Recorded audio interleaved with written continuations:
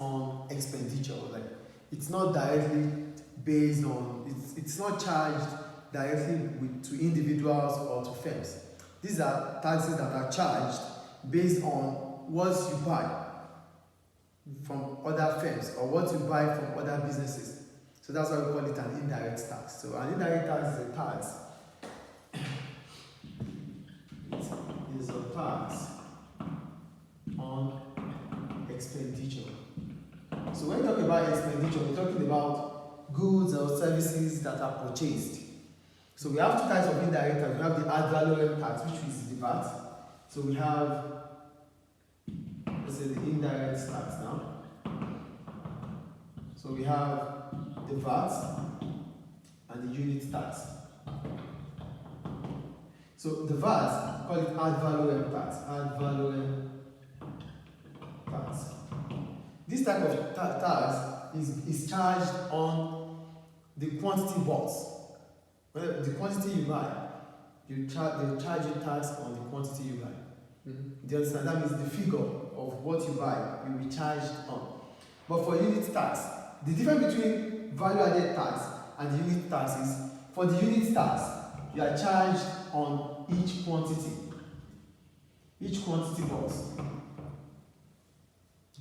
For the ad valorem tax, you are charged on the value of your products, of what you purchased. Do you understand? So for ad valorem tax is charged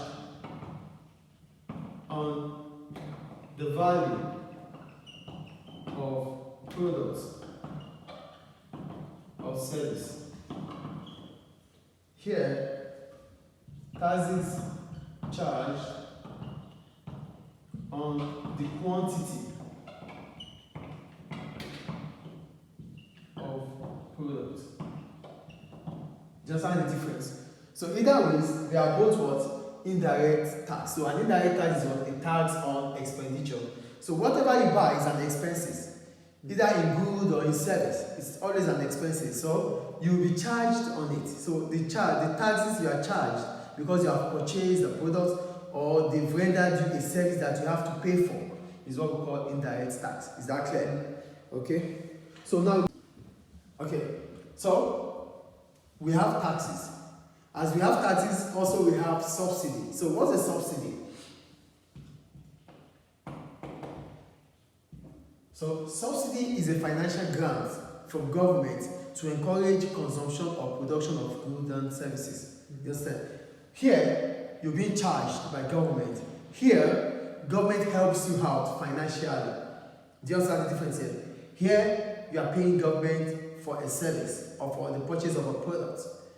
Here, government is giving you a grant, a financial help to encourage you to consume or to encourage you to produce. Do you understand subsidy here? Is it clear? So we say it is a grant from government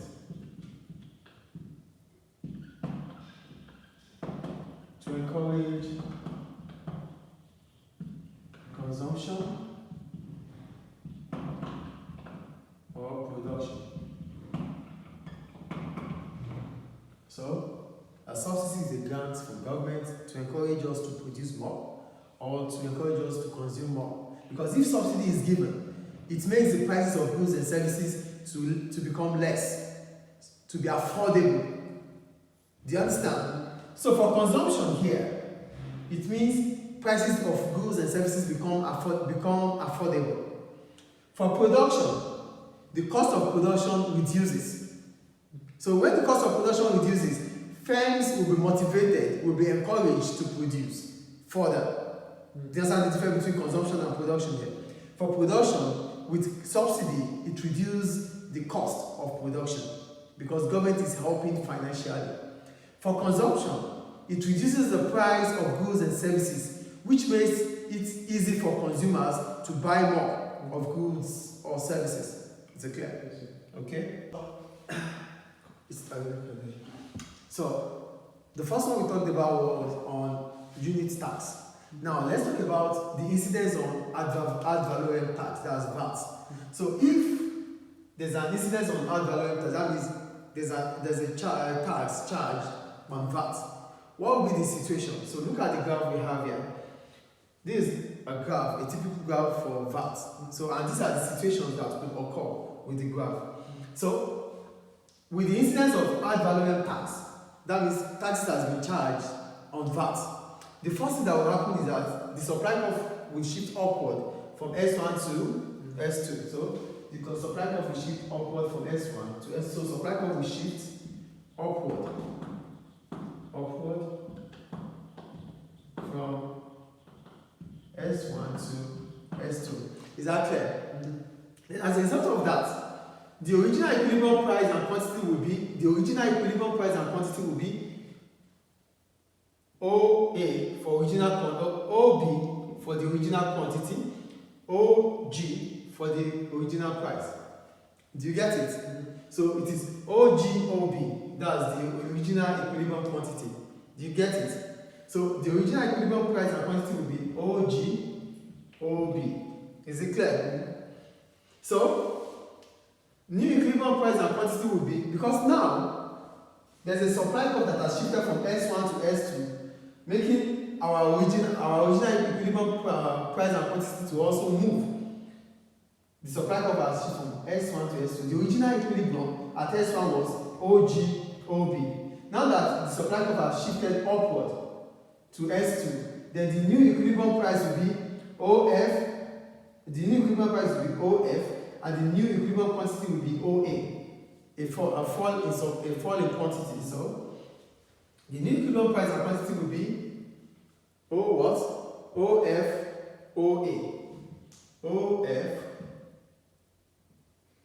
OA. Do you get that? So what happens to the incidence now? So the incidence of tax per unit on consumer will be what now? The incidence of tax per unit on consumers will be GF. From HG, from H to F, that's the original, that's the tax burden. But for consumers, it will be from H what to H, from H to G for consumers. For producers, H to G. For consumers, H to F. But this is the tax burden. So consumers will pay from H to F. Producers will pay H to G. Is it clear? So here we say, so the incidence on tax per unit on consumers will be HG. Is it clear? So the incidence of tax per unit on producers will be HG. No, sorry. So let's talk about the incidence of tax. So when we talk about the incidence of tax, we're talking about the tax burden on taxpayers. So as an individual, you have to pay tax. The stress you go through to pay this tax, because it is important for you to pay tax. So because it is inevitable, it becomes a burden on you. That means every now and then you have to think about it. So that's why we call it what? Tax incidence. That means the burden on you as a taxpayer. Do you understand what tax incidence is now? It's a tax burden. That means it is important for you to pay this tax. So it's always on you. It's always on your neck. You have to pay it. It's inevitable because it's for the government. So that's what we call the incidence of tax. I said this is a tax burden on taxpayer. That means you have to pay. Okay. So let's assume that we have to pay $1. $1 is given as tax for 1 unit of a product. So what does this imply? It means that the price here, the equilibrium price here is at 7.3, at 7.5 or 7.30. This is 7.5. Do you get it? Okay. So based on the graph we have here, let's say the equilibrium price is at 7.5. Then the quantity bought and sold was 60 million units. That means the price bought and sold was 60 million units. That's the equilibrium price. So an assumption that $1 is added to the unit price of a product. That's, we're talking about the unit tax. Like I told you earlier, that a unit tax is what tax charges on quantity of products. So if government charges $1 extra on quantities bought or sold, so what happens? The first thing is because government has added a tax. Government has added a tax burden of $1, an indirect tax of $1 to the quantity sold, to the quantity bought and sold. Then there's going to be a shift upward. There's going to be a shift leftward here from S1 to S2 because the quantity supplied will be lesser due to the fact that the quantity demanded will be less. With an increase in tax of $1, we have a new equilibrium to be at 8, at 7.3, right? We have our equilibrium at 7.3 here, at 7.5 here. That's the equilibrium, the old equilibrium, before imposition of tax of $1. So with imposition of tax of $1, the new equilibrium is at this point. That means the new price is at 8. The old equilibrium, it's 7.30, right? Or 7.5. Let's say 7.5. So with imposition of tax, based on what we have on the graph, the new equilibrium price is at 8, right? So the new equilibrium is at $8, right? Okay, so if the new equilibrium is at $8 here, what has happened to the quantity demanded of that product? It has fallen to what? 40 million units. Do you understand? So based on, because when taxes are charged on goods, firms will immediately put it on the price of their products. So there's going to be an increase in the price of products per unit. So an increase in the price of product per unit has shifted the supply curve leftward here from S1 to S2. And as a result of that, the quantity demanded has fallen from 60 to what? To 40. The quantity demanded has fallen from 60 to 40. So this is the new equilibrium. Do you get it? So the new equilibrium is becoming this at 40 units. So that means 40 million units, 40 million units will be bought and sold as a result of an increase in the price, in the taxes per unit. So if there's an increase in the price per unit, if there's an increase in the tax, if there's an increase in tax per unit of products, firms will immediately increase their own price per unit to 8. So as a result of that, the quantity supplied will fall from S1 to S2. And as a result of that, the new price will be at 8. Because the price has increased for consumers, consumers will demand less for that product. So the new quantity demanded for the product is at this unit, 40 units. So 40 million units will be bought and 40 million units will be sold as a result of an increase in the price of that product, which was as a result of an increase in price, increase in taxation. So government has charged a new price. Government has charged $1 per unit. Immediately, firms will shift it to the price of their product. And as a result, there's going to be a new equilibrium at 8 because the new price is going to be at 8 and the quantity demanded will fall to 40 million from 60 million. So this is the impact of tax on a good or service.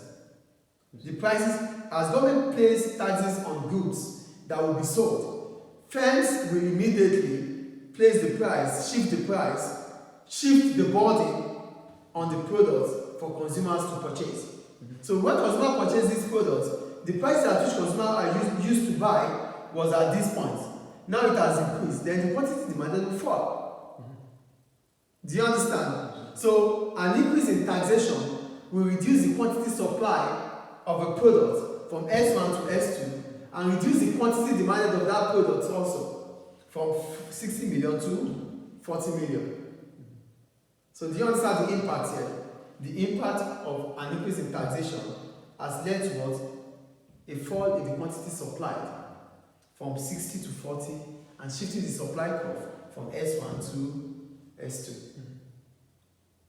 It's clear. So these are about this an impact of indirect tax. It's clear, right? Okay, thank you.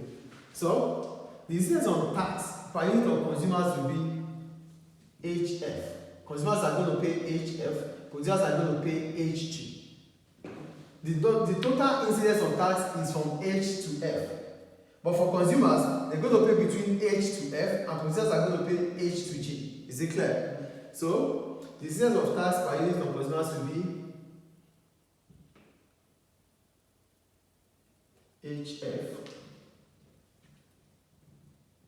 HF, and for producers it will be HG or GH. Is that clear? So then we have tax per unit on equilibrium will be tax per unit on equilibrium. Tax per unit on equilibrium will be HG. That's for equilibrium. Equilibrium is the quantity, the agreement between the quantity demanded and quantity supplied. So the tax per each equilibrium will be at HG. Do you understand? Yes. So that will be HG. Then total tax paid by consumers will be what? The total tax paid by consumers will be HJEF. Do you get it? Yes. Consumers. For consumers, GKEF. Producers, HJKG. This is for consumers. These are what consumers are going to pay. These are what consumers are going to pay. HJEF. For producers, HJKG. Do you get it? So, total tax paid by consumers will be HJEF. Total tax paid by producers will be HJKG.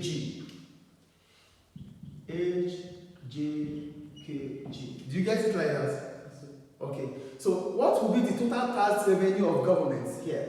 The total tax revenue of government will be FEHJ. Do you understand? Because all this money is going to the government. All the tax being paid will go to the government. So all the tax that is being paid here goes to where? To the government. So it will be HFEJ. That's the total tax. Or FEHJ. Do you get it? So we have FEHJ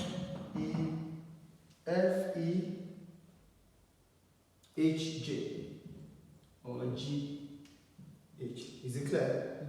So that's okay. So change in producers' revenue. So what are the revenue for producers?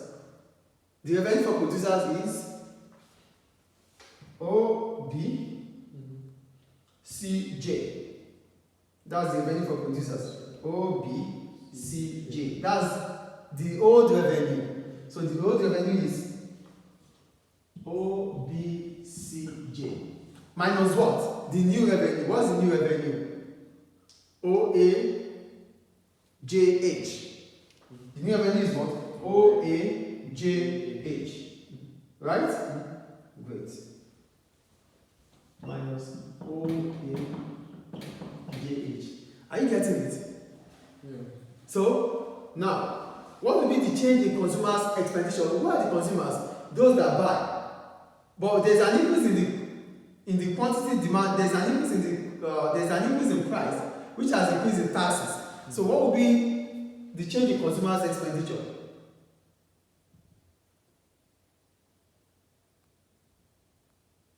Consumers' expenditure will be what? A change in consumer expenditure.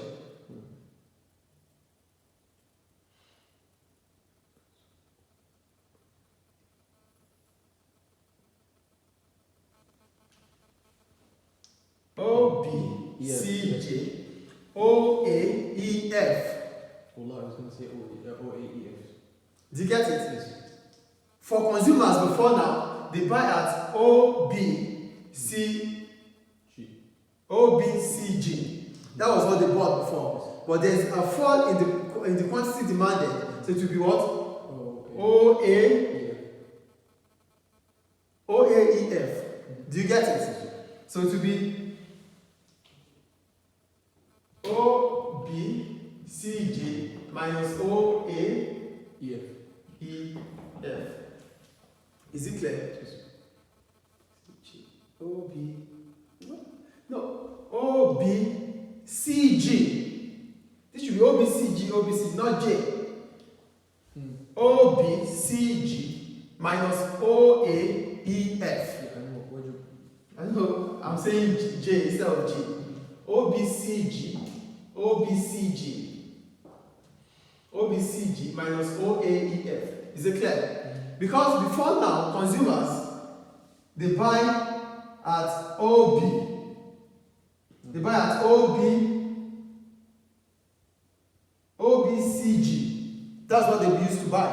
But now there's a fall in the quantity demanded as a result of increase in taxes that has been shifted to be a tax burden to OAEF.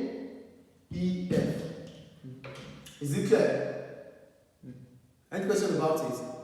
So let me quickly recap it again. We said with the incidence of tax, with the incidence of add value tax, the supply cost will shift from upwards from S1 to S2. And as a result of that, we're going to have a new equilibrium. But before we talk about the new equilibrium, there's the old equilibrium at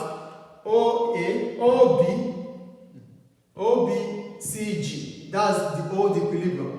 But for the new equilibrium, it will be OAEF. That's the new equilibrium, right? OF, OA. That's the new equilibrium. The old equilibrium is OG, OG for price, OB for quantity. They meet at this point C. That's the old equilibrium, is at point C. The new equilibrium now is at point E, at OAOF.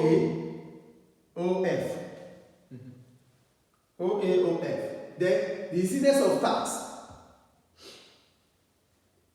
The incidence of tax per unit of consumers will be, for consumers will be HF. For producers is GH. Yes. For producers, GH. Then for consumers will be GF. This is producers. Incidence of tax, right? Then for consumers will be, if it is GH for producers, HF. What did I write before? I wrote HF. No. Producers are paying this. Then consumers will pick up from GF. Do you understand? No. Okay. We have G, right? And we have what here? H. Is that H? H, right? Yes, H.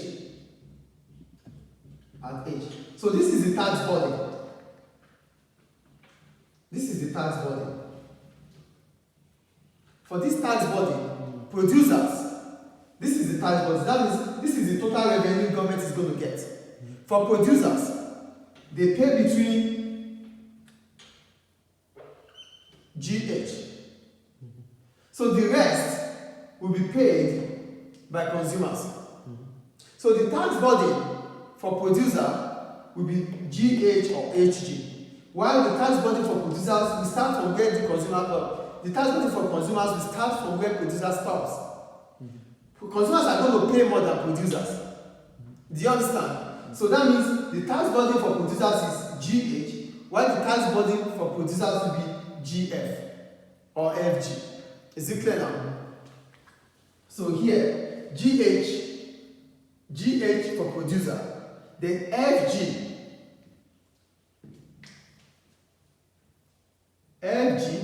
for consumer. Consumer pays from here down here. Producer pays from here down here. The total tax burden is from H to F. That's the total tax burden that has to be paid by both producers and consumers. Which means this is our government expenditure. This is government expenditure. Do you get? This is government expenditure. Government expenditure. So look at government expenditure. They said the total tax revenue for government is FEHJ. FEHJ. Do you see it now? That's the total revenue for government. But for the tax incidence, for producer, this is for producer, and this is for consumer. GF, GH. Is it clear? What else? A change in producer revenue is OBCG from OAEF. Is it clear? And for producer, OBCG and OAJH. This is the line for producer. This is the line for consumers. Please look at the board. The line for producers,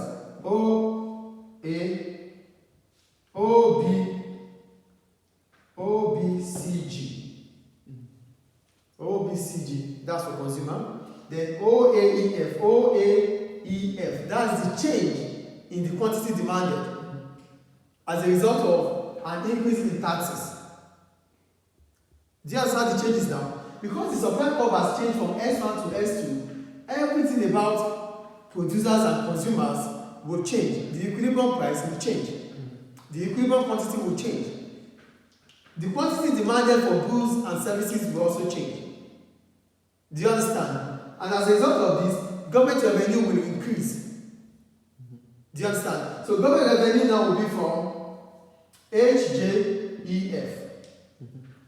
Is it clear? Okay. For consumers before now, they buy at OBCG. That was what they bought before. But there's a fall in the quantity demanded. So it will be what? OAEF. Do you get it? So it will be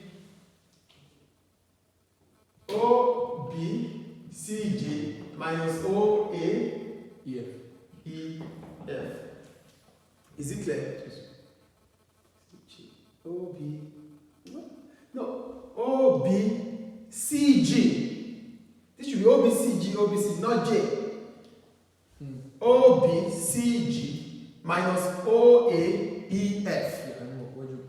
I know, I'm saying J instead of G. OBCG minus OAEF. Is it clear? Because before now, consumers, they buy at OB. They buy at OBCG. That's what they used to buy. But now there's a fall in the quantity demanded as a result of increase in taxes that has been shifted to be a tax body to OAEF. Is it clear? Any question about it? So let me quickly recall it again. We said with the incidence of tax, with the incidence of add value tax, the supply curve will shift from upward from S1 to S2. And as a result of that, we're going to have a new equilibrium. But before we talk about the new equilibrium, there's the old equilibrium at OBCG. That's the old equilibrium. But for the new equilibrium, it will be